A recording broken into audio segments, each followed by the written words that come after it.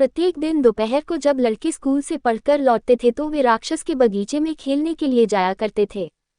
ये बगीचा बड़ा और सुंदर था जिसमें मुलायम हरे घास की मखमल बिछी हुई थी। इधर उधर घास पर सुंदर पुष्प आसपास के सितारों की तरह जड़े हुए थे। बगीचे से बाहर मौलश्री के वृक्ष थे जिसमें बसंत ऋतु में गुलाबी और मोती के समान श्वेत मृदुल कलिकाएं प्रस्फुटित होती थीं।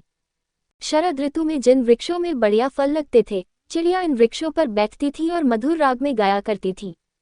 बच्चे उन्हें सुनने के लिए अपना खेल स्थगित कर दिया करते। ये हम यहाँ कितने सुखी हैं, वे एक दूसरे से कहा करते। एक दिन राक्षस वापस आया। वह अपने एक मित्र को देखने गया था और 7 साल उसके यहाँ रहा था। जब 7 साल व्यतीत हो चुके और जब राक्षस वह सब कह चुका जो उसे अपने मित्र से कहना था, क्योंकि उसका वार्तालाप सीमित था, तब उसने अपने दुर्ग को वापस जाने की सोची। जब वह वापस आया तो उसने छोटे छोटे बालकों को अपने बगीचे में खेलते पाया। तुम वहाँ क्या कर रहे हो? राक्षस ने बड़ी ही रूखी आवाज में कहा और जिसे सुनकर सब लड़के भाग गए। मेरा बगीचा है, यह कोई बतलाने की बात नहीं है और मैं इसमें अपने के अलावा किसी दूसरे को नहीं खेलने दूंगा, राक्षस ने कहा। इसके बाद उसने बगीचे के चारों तरफ एक ऊंची दीवार खड़ी की और एक नोटिस बोर्ड लगा दिया जिसमें लिखा था, आम रास्ता नहीं और जो इस आज्ञा को नहीं मानेगा और प्रवेश करेगा वह जुर्म का भागी होगा। वह सचमुच में बड़ा स्वार्थी राक्षस था। बेचारे बच्चों को खेलने के लिए अन्य कोई स्थान नहीं था। उन्होंने सड़क पर खेलने की चेष्टा की लेकिन सड़क धूल से भरी हुई थी और जिस पर पत्थर भी पड़े हुए थे। इस कारण बच्चे उसे पसंद नहीं करते थे। वे बगीचे की ऊंची दीवार के चारों तरफ चक्कर लगाते थे और भीतर के सुंदर बगीचे की चर्चा किया करते थे। स्कूल से लौटते वक्त वे एक दूसरे से कहा करते, हम बगीचे में कितने खुश रहते थे। तब बसंत ऋतु आई और सब कहीं छोटी छोटी कलिकाएं और नन्ही नन्ही चिड़ियां देखने लगी। केवल स्वार्थी राक्षस के बगीचे में अब भी शीत ऋतु थी। चिड़ियों ने बगीचे में गीत नहीं गाए क्योंकि वहां कोई बच्चे खेलने नहीं आते थे और वृक्षों में भी नई कोम्पलें नहीं फूटी थी। एक दिन घास में से एक सुंदर फूल उगा लेकिन जब उसने राक्षस के बगीचे की वह सूचना देखी तो उसे बच्चों पर इतना दुख हुआ कि वह फिर से जमीन पर गिरकर मुरझा गया। इस सूचना से जिन लोगों को प्रसन्नता हुई वे थे बर्फ और कोहरा। उन्होंने कहा, बसंत ऋतु इस बगीचे को अपना वरदान देना भूल गई है, इसलिए हम लोग साल भर यही रहेंगे। तत्पश्चात बर्फ ने सारी घास को अपने सफ़ेद लबादे से ढक दिया और कोहरे ने सभी पेड़ों पर सफ़ेदी पोत दी। तब उन्होंने उत्तरी हवा को बुलाया और वह आ गई। ये हवा दिन रात बगीचे में बड़े जोर और आवाज के साथ बहा करती और इसने मकानों की चिमनी को गिरा दिया और कहा, ये तो बहुत अच्छी जगह है और हमें यहाँ ओलों को बुलाना चाहिए। कुछ समय बाद ओले भी आए और वे राक्षस के महल की छत पर प्रतिदिन 3 घंटे तब तक बरसते रहे जब तक कि उसकी लगभग सभी चीजें नहीं टूट गईं। तब वह बगीचे में चारों ओर खूब तेजी से दौड़ धूप कर नाचता रहा।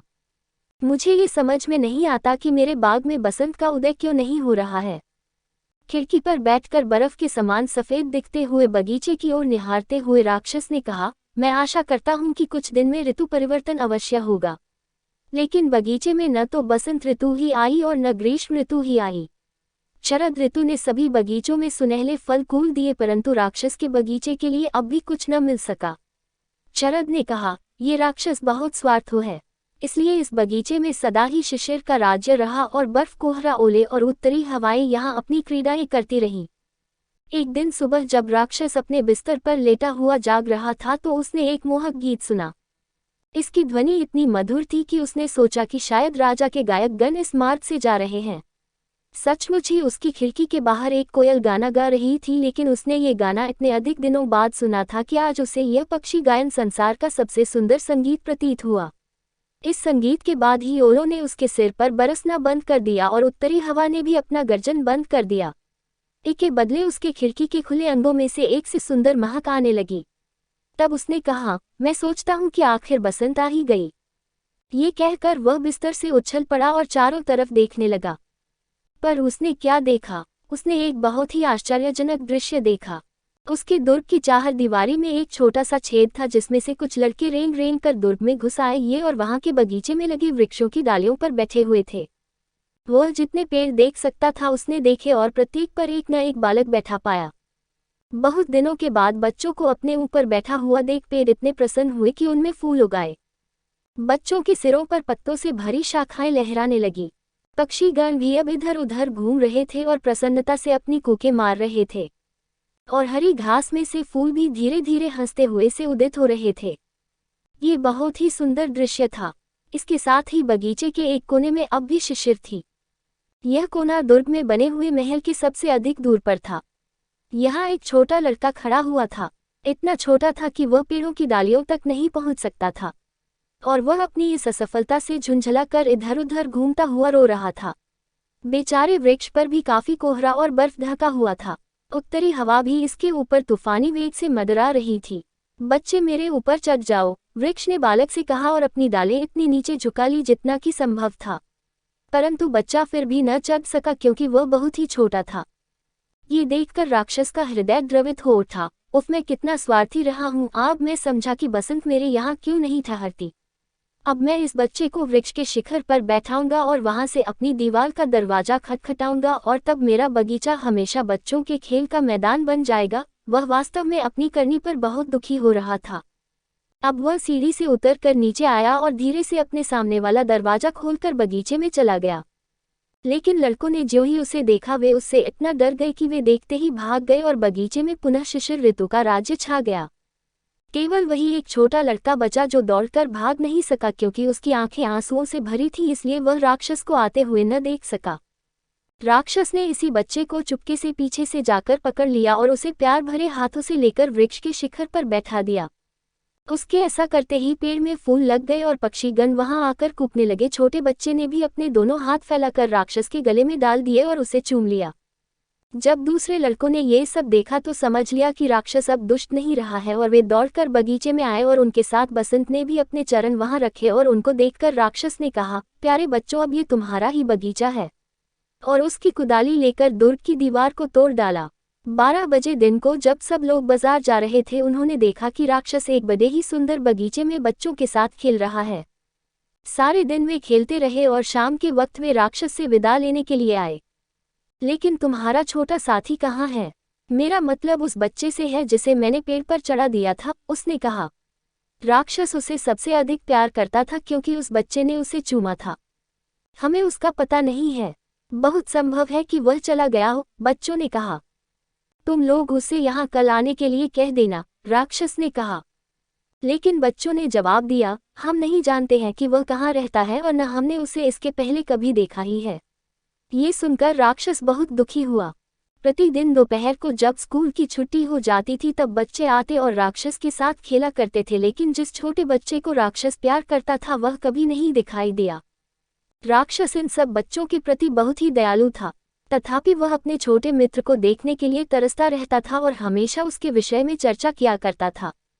वो कहा करता, मैं उसको देखने की कितनी तीव्र इच्छा रखता हूँ। वर्ष बीतते गए और राक्षस बहुत वृद्ध और शिथिल हो चला और अधिक खेलने की सामर्थ्य उसमें नहीं रह गई। इसलिए वह एक बड़ी आराम कुर्सी पर बैठा रहता और अपने बगीचे की प्रशंसा किया करता। वो कहता, मेरे बगीचे में कई प्रकार के सुंदर पुष्प हैं, लेकिन सब पुष्पों में बच्चे ही सबसे अधिक सुंदर पुष्प हैं। जाड़े में एक दिन सुबह कपड़े पहनते हुए राक्षस ने अपनी खिड़की के चारों ओर देखा। उसने शिशिर के प्रति घृणा प्रकट नहीं की क्योंकि वह जानता था कि सोता हुआ बसंत ही शिशिर होता है, इसीलिए पहले भी इस ऋतु में मचकुंद हो जाते हैं। अब उसने अचानक ही अपनी आंखें मिली और वह आश्चर्यचकित हो देखता रह गया। वास्तव में यह एक शानदार दृश्य था। उसके बगीचे के सबसे दूर वाले कोने में एक पेड़ था जो सुंदर सुंदर सफ़ेद कलियों से लदा हुआ था। इसकी सभी डालियां सुनहली थीं और उनमें रुपहले फूल लदे हुए थे। उसके नीचे वही छोटा लड़का खड़ा था जिससे उसने सबसे पहले प्यार किया था।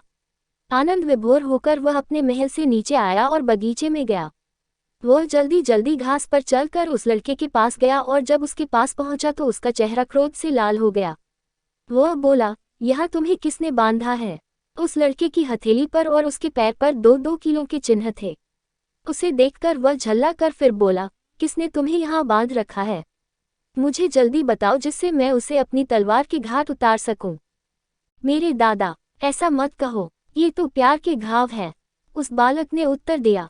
तुम कौन हो? राक्षस ने पूछा और वह भय से थरथरा उठा और कुछ ही क्षणों में वह उस छोटे बच्चे के सामने घुटने टेककर नतमस्तक हो गया। राक्षस की इस स्थिति पर बच्चे को बहुत हंसी आई और उसने कहा, दादा तुम एक बार और मुझे अपने बगीचे में खेलने दो, फिर मैं आज ही तुम्हें अपने बगीचे में ले चलूंगा। क्या जानते हो कि मेरा बगीचा कौन है? मेरा बगीचा तो स्वर्ग है। उसी शाम को जब बाल मंडली उस बगीचे में खेलने गई तो उसने देखा कि उस पेड़ के नीचे सफ़ेद पत्तियों से पूरी तरह ढका हुआ राक्षस वहां मरा पड़ा है।